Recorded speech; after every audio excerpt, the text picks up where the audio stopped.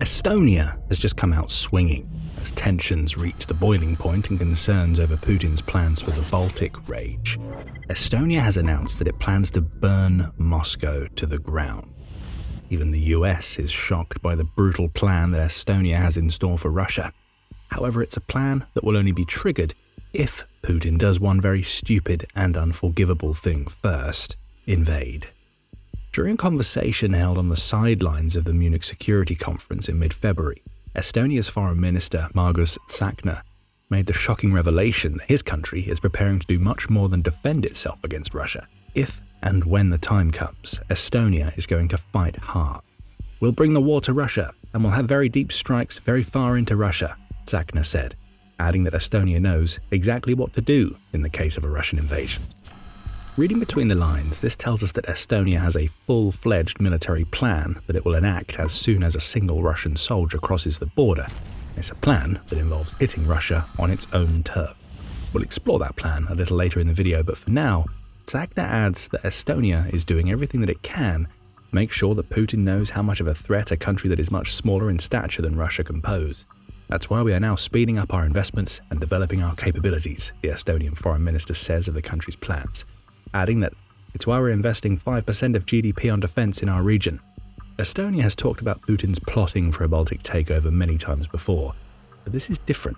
This is Estonia telling Putin that it won't just be defending against Russia's invading troops. The country will come out swinging hard, and Russia may well regret crossing the one line that could end up bringing all of NATO on its doorstep.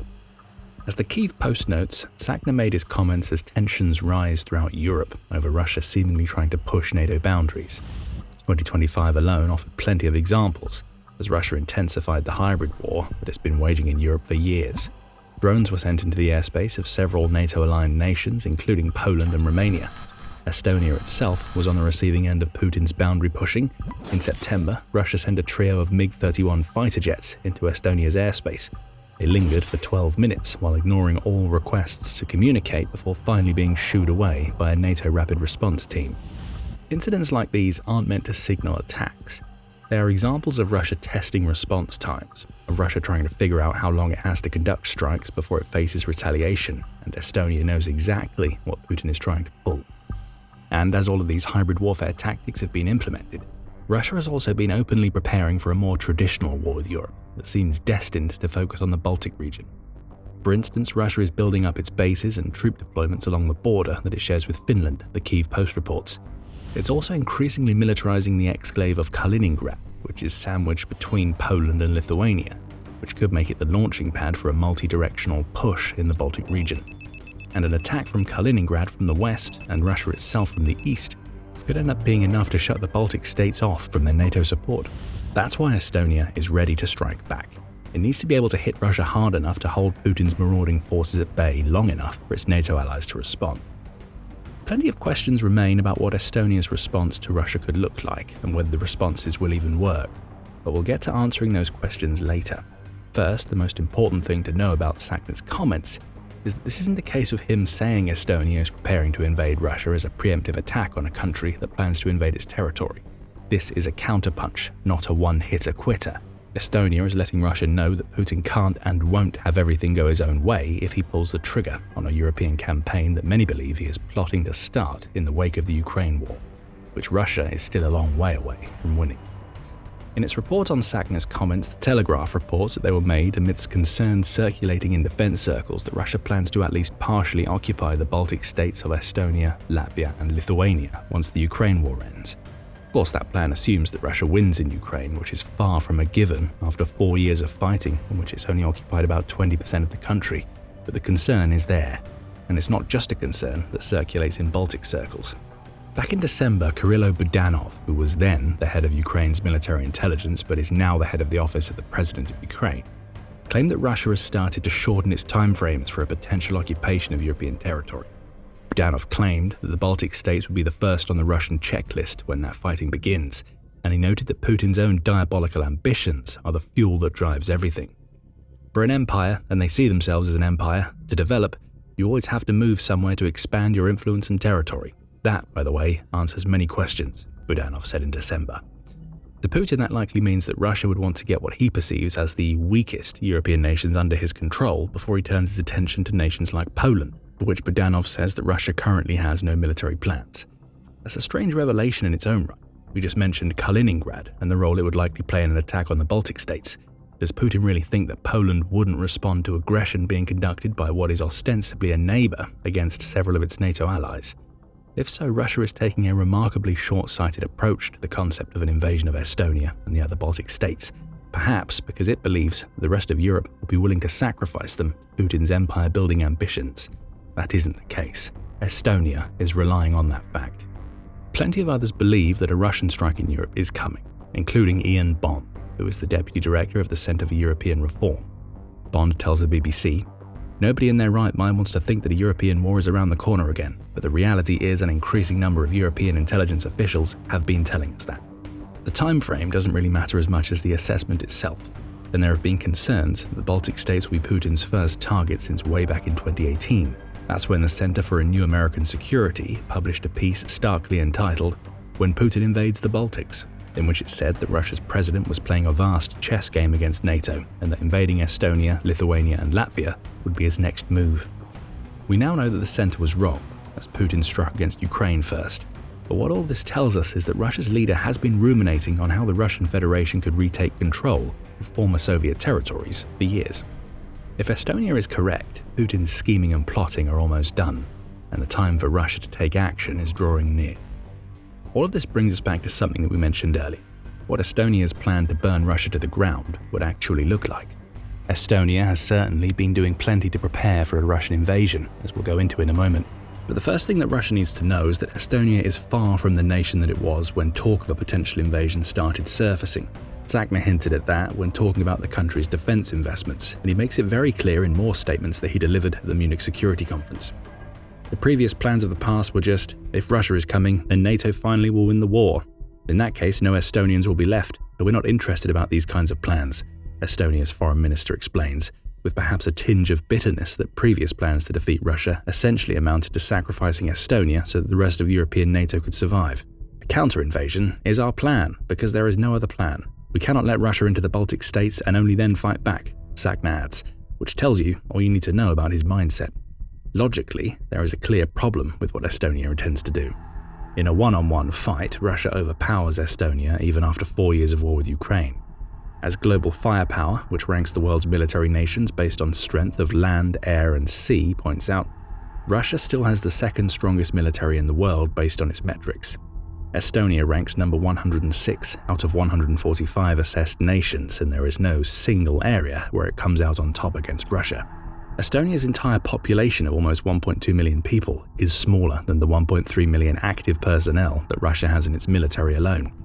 Russia's defense budget is about 100 times higher than Estonia's, and that money goes toward funding an air force that has 4,237 assets compared to Estonia's 2, and a navy with a fleet strength of 747 assets versus the 8 warships that Estonia has.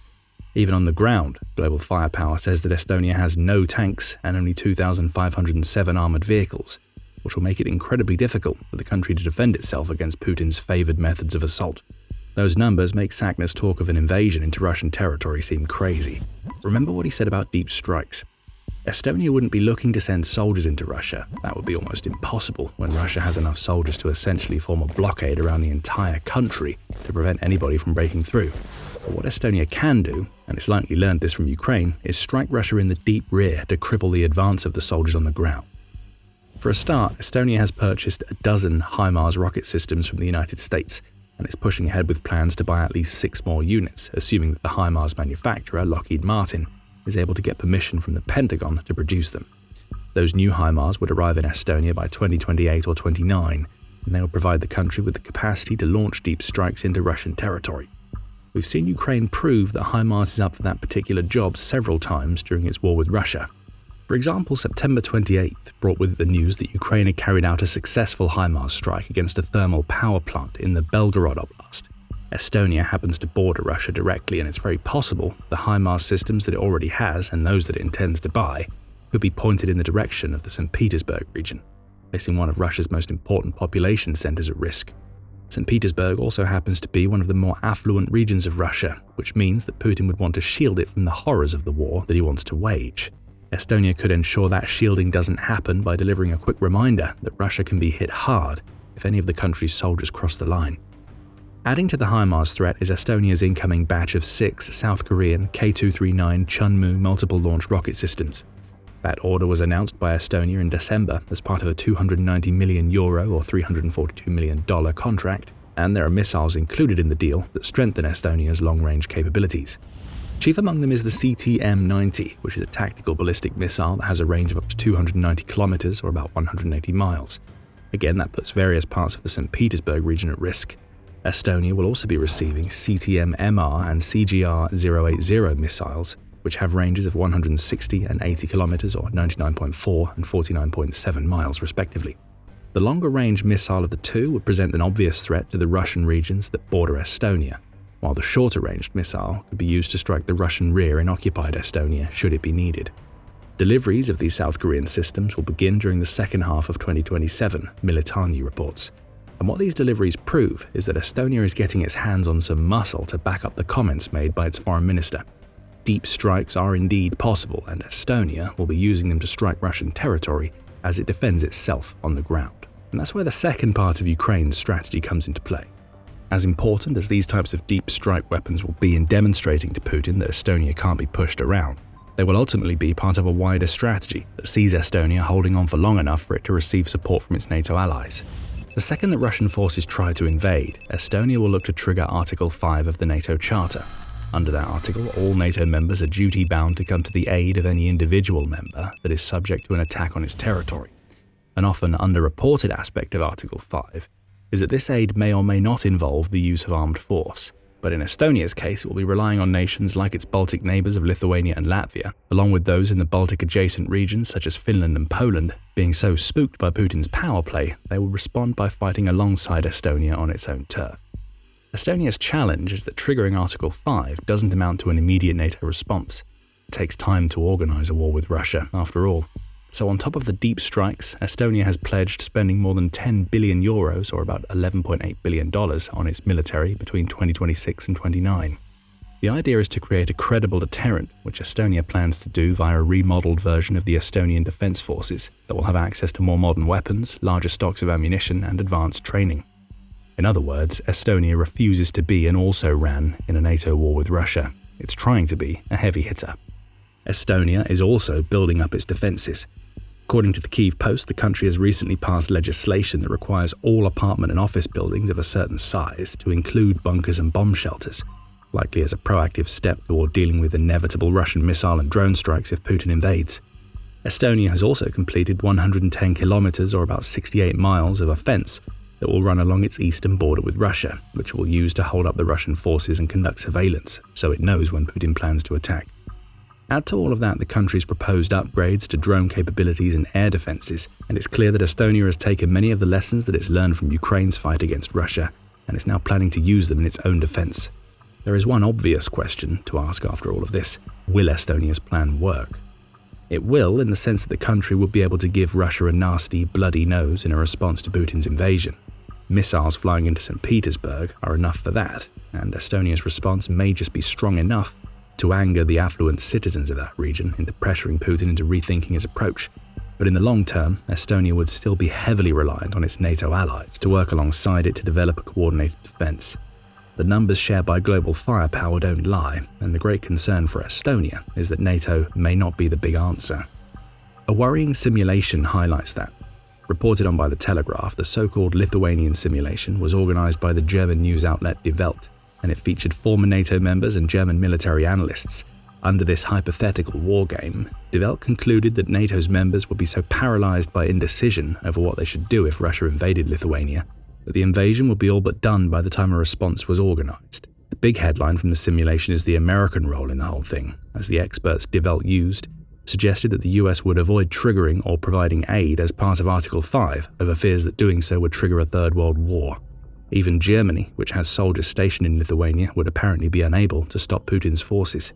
This is a doomsday scenario. And though it focuses on Lithuania, Estonia is a fellow Baltic state that faces many of the same challenges. However, it's important to note that Die Welt's scenario is just that, one possible future among many, and a future that relies heavily on the assumption that the US would just sit back and allow Estonia to be toppled. That's far from a given. Still, Estonia has just made it clear that it's getting ready for any situation. It would prefer not to fight. The country's president, Alar Karis, is even among several European leaders who are calling for Europe to appoint an envoy who can communicate with Putin. That hasn't happened yet, and there are big question marks over whether Putin would speak to such an envoy, and whether his words could be trusted if he did. So Estonia has its plan. It'll hit Russia as hard as it can to send a shock through Putin's system, so strong that it would surprise everybody. And Estonia may need to do just that. As Europe collectively dithers over what to do about the Putin problem, Phase 0 of Russia's imminent war with NATO is well underway. What is Phase 0? We'll find out more in our video. And if you enjoyed this video, be sure to subscribe to The Military Show for more insight into the latest preparations the Baltic states are making against Putin's impending invasion. And thank you as always for watching.